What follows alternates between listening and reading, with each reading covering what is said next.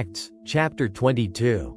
Men, brethren, and fathers, hear ye my defense which I make now unto you. And when they heard that he spake in the Hebrew tongue to them, they kept the more silence. And he saith, I am verily a man which am a Jew, born in Tarsus, a city in Cilicia, yet brought up in this city at the feet of Gamaliel, and taught according to the perfect manner of the law of the fathers, and was zealous toward God, as ye all are this day.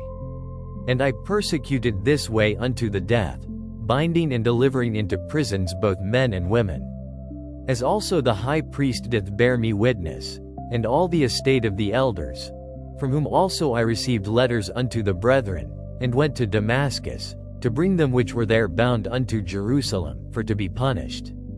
And it came to pass, that, as I made my journey, and was come nigh unto Damascus about noon, suddenly there shone from heaven a great light round about me. And I fell unto the ground, and heard a voice saying unto me, Saul, Saul, why persecutest thou me? And I answered, Who art thou, Lord? And he said unto me, I am Jesus of Nazareth, whom thou persecutest. And they that were with me saw indeed the light, and were afraid, but they heard not the voice of him that spake to me.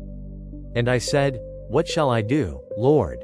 And the Lord said unto me, Arise, and go into Damascus, and there it shall be told thee of all things which are appointed for thee to do. And when I could not see for the glory of that light, being led by the hand of them that were with me, I came into Damascus. And one Ananias, a devout man according to the law, having a good report of all the Jews which dwelt there, came unto me, and stood, and said unto me, Brother Saul, receive thy sight. And the same hour I looked up upon him. And he said, The God of our fathers hath chosen thee, that thou shouldest know his will, and see that just one, and shouldest hear the voice of his mouth. For thou shalt be his witness unto all men of what thou hast seen and heard. And now why tarriest thou? Arise, and be baptized, and wash away thy sins, calling on the name of the Lord. And it came to pass, that, when I was come again to Jerusalem, even while I prayed in the temple, I was in a trance, and saw him saying unto me, Make haste, and get thee quickly out of Jerusalem, for they will not receive thy testimony concerning me. And I said, Lord, they know that I imprisoned and beat in every synagogue them that believed on thee. And when the blood of thy martyr Stephen was shed, I also was standing by, and consenting unto his death, and kept the raiment of them that slew him. And he said unto me, Depart, for I will send thee far hence unto the Gentiles. And they gave him audience unto this word, and then lifted up their voices, and said, Away with such a fellow from the earth, for it is not fit that he should live. And as they cried out, and cast off their clothes, and threw dust into the air, the chief captain commanded him to be brought into the castle, and bade that he should be examined by scourging, that he might know wherefore they cried so against him. And as they bound him with thongs, Paul said unto the centurion that stood by, Is it lawful for you to scourge a man that is a Roman, and uncondemned? When the centurion heard that, he went and told the chief captain, saying, Take heed what thou doest, for this man is a Roman. Then the chief captain came, and said unto him, Tell me, art thou a Roman? He said, Yea. And the chief captain answered, With a great sum obtained I this freedom. And Paul said, But I was free-born. Then straightway they departed from him which should have examined him, and the chief captain also was afraid, after he knew that he was a Roman, and because he had bound him. On the morrow, because he would have known the certainty wherefore he was accused of the Jews, he loosed him from his bands, and commanded the chief priests and all their council to appear, and brought Paul down, and set him before them. Acts, chapter 23. And Paul, earnestly beholding the council, said, Men and brethren, I have lived in all good conscience before God until this day. And the high priest Ananias commanded them that stood by him to smite him on the mouth. Then said Paul unto him, God shall smite thee, thou whited wall. For sittest thou to judge me after the law, and commandest me to be smitten contrary to the law? And they that stood by said, Revellest thou God's high priest? Then said Paul, I wist not, brethren, that he was the high priest. For it is written, Thou shalt not speak evil of the ruler of thy people. But when Paul perceived that the one part were Sadducees, and the other Pharisees, he cried out in the council, Men and brethren, I am a Pharisee, the son of a Pharisee.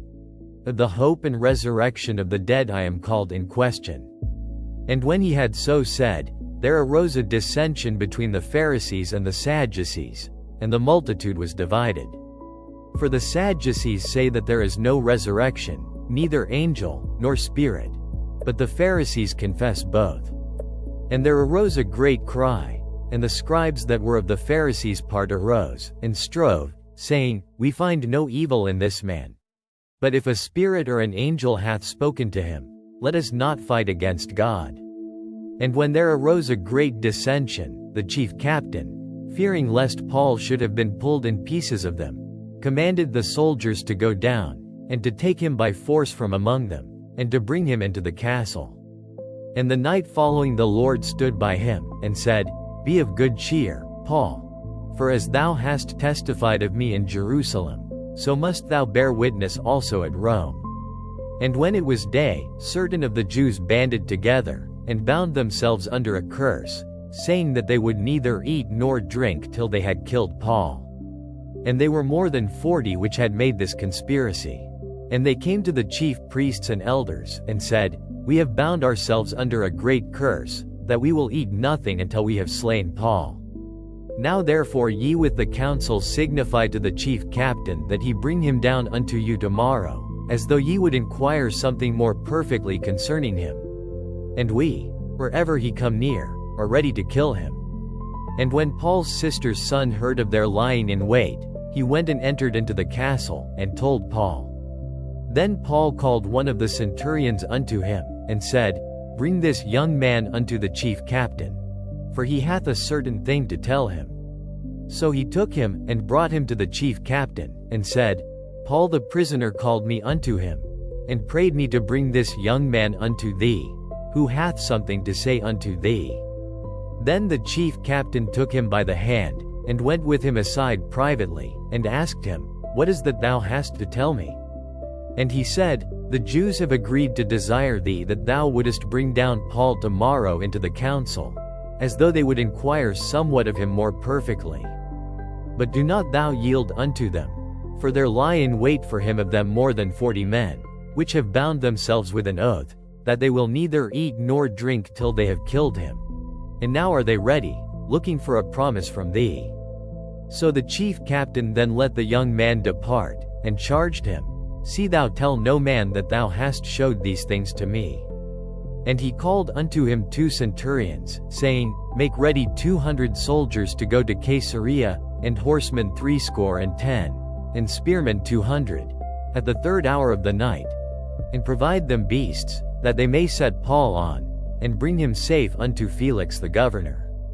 And he wrote a letter after this manner, Claudius Lysias unto the most excellent governor Felix sendeth greeting.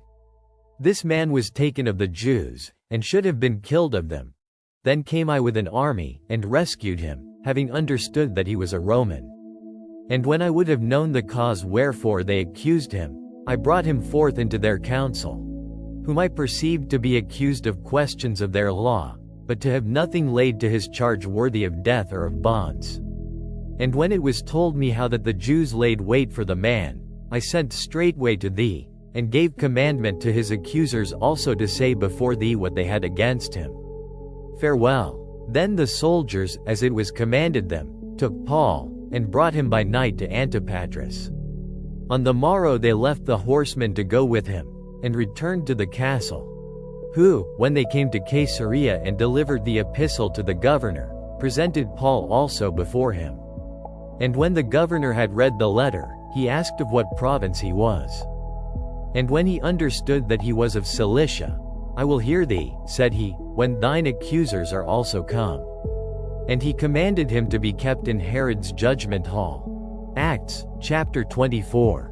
And after 5 days Ananias the high priest descended with the elders, and with a certain orator named Tertullus, who informed the governor against Paul. And when he was called forth, Tertullus began to accuse him, saying, "Seeing that by thee we enjoy great quietness, and that very worthy deeds are done unto this nation by thy providence, we accept it always, and in all places, most noble Felix, with all thankfulness. Notwithstanding, that I be not further tedious unto thee, I pray thee that thou wouldest hear us of thy clemency a few words.